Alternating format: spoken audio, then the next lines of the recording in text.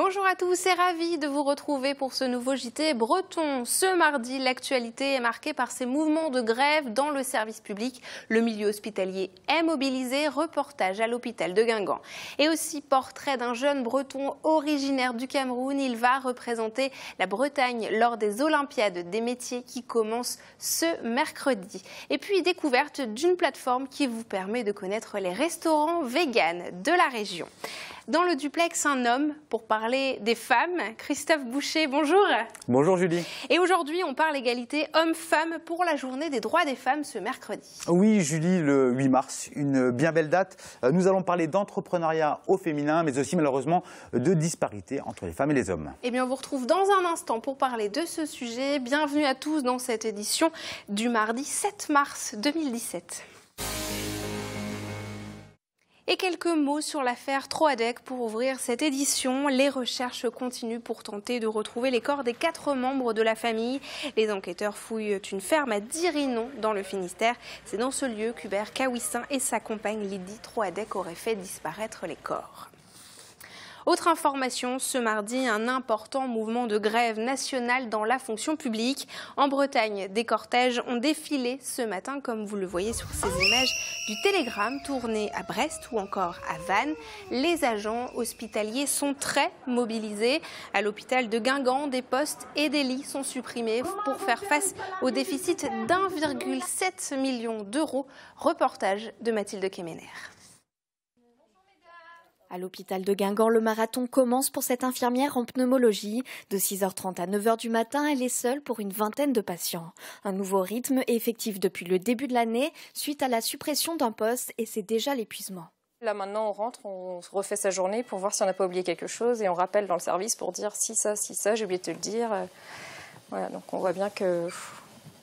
Une situation que l'on retrouve dans d'autres services de l'hôpital selon la CFDT. Elle dénonce des suppressions de postes, des suppressions de lits et des contractuels non titularisés, des mesures qui visent à réduire le déficit de l'établissement. Le fait de travailler en moins, forcément ça impacte sur la vie personnelle. Et on voit, ça se ressent quand nous on fait nos permanences, on voit des agents arriver dans la souffrance. Il y a vraiment beaucoup de souffrance. Du côté de la direction, on explique cette situation par un effet ciseau. Moins de recettes suite à la baisse des tarifs de l'assurance maladie pour assainir le système de santé et plus de charges avec notamment l'intérim pour pallier à la pénurie de médecins. Cela représente les 2/3 du déficit. Si honnêtement nous avions en nombre des praticiens hospitaliers pour tenir l'ensemble des postes nécessaires et donc si nous n'avions plus recours à l'intérim, nous serions tout à fait en capacité à nous redresser, je dirais, dans les 12 mois. Un recours à l'intérim qui pourrait être contenu selon la direction grâce au regroupement des hôpitaux du département effectif depuis cet été. Mais pour les différents syndicats, cela annonce encore des suppressions d'emplois. Vous avez peut-être déjà été contrôlé par un radar mobile. Dès septembre, la gestion de ces outils sera confiée à des sociétés privées.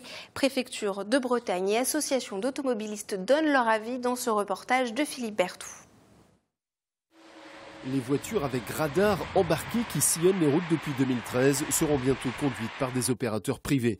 Depuis son annonce, la mesure suscite des réactions outrées, qui l'accusent de pompe à fric ou d'abandon de services publics. Il est certain que mécaniquement, le nombre de PV distribués va augmenter, puisque le temps d'utilisation des radars va être multiplié par 4 ou 5. Une estimation faisait apparaître que ces véhicules n'étaient utilisés jusqu'à présent qu'1h13 par jour, alors même que leur fonctionnement pouvait s'étendre sur une plage horaire plus importante.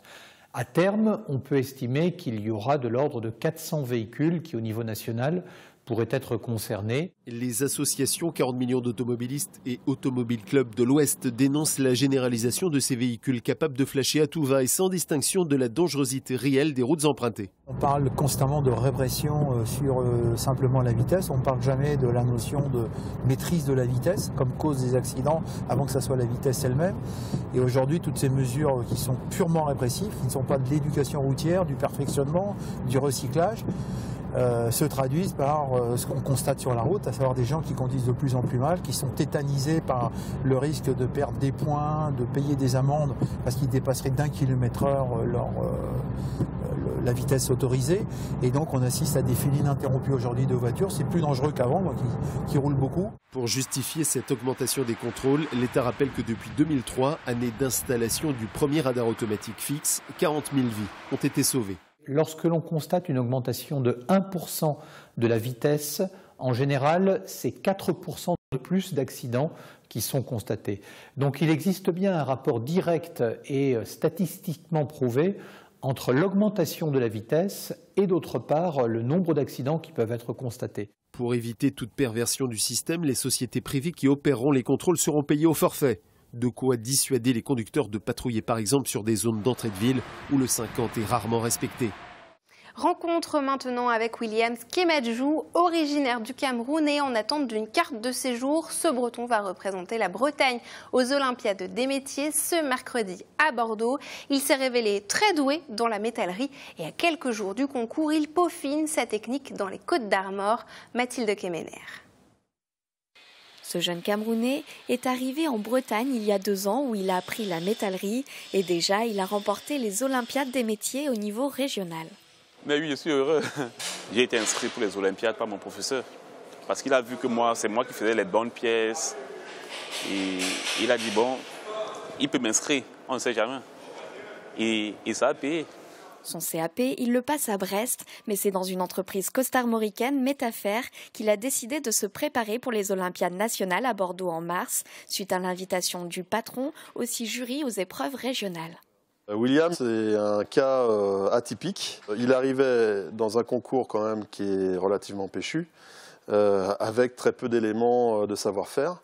Donc pendant ces 3 jours de concours, en fin de compte, il nous a extrêmement surpris par sa débrouillardise et puis cette volonté absolue de faire sa pièce jusqu'au bout. Dans cette entreprise, le savoir-faire manuel est primordial, il y a peu de machines. On retrouve leurs œuvres dans les escaliers, les vérandas et les monuments historiques. On va dire qu'on est très attaché aux détails.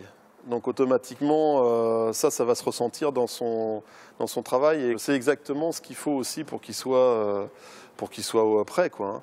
Ce jeune apprenti espère surtout, grâce aux Olympiades, trouver plus facilement du travail pour pouvoir avoir son appartement et passer son permis. En somme, construire sa vie en Bretagne.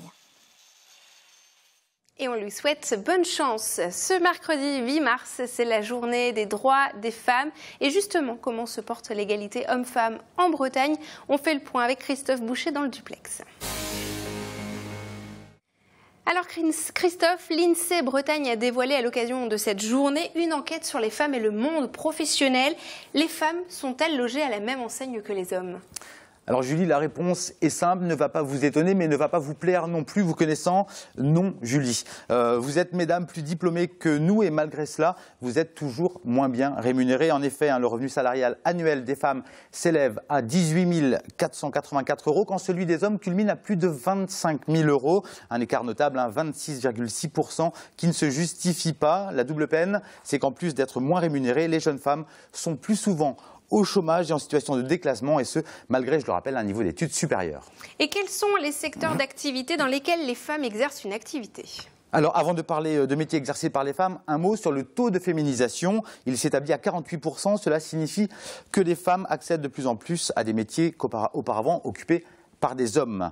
Cependant, quelques disparités subsistent. Un exemple, 99% des assistantes maternelles, des nounous sont des femmes, quand 98% des salariés du BTP sont des hommes. Mesdames, globalement, vous travaillez plus que les hommes dans les secteurs du service à la personne, dans la gestion et l'administration et dans le secteur médical et de l'action sociale. Depuis 2007, une tendance s'affirme, vous occupez de plus en plus de métiers qualifiés liés au domaine du droit, de la communication et des banques.